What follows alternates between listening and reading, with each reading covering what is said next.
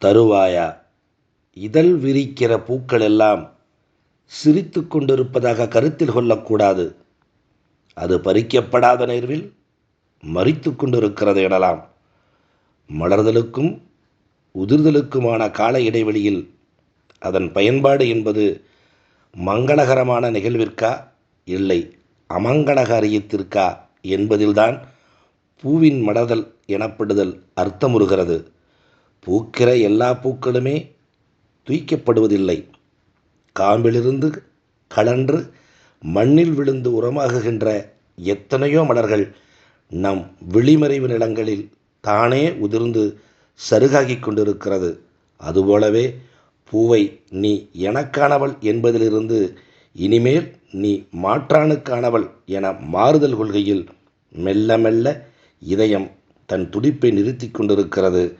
அது நின்று விடுவதற்குள் எனக்கு நின் காதல் வேண்டும். தருவாயா? நன்றி.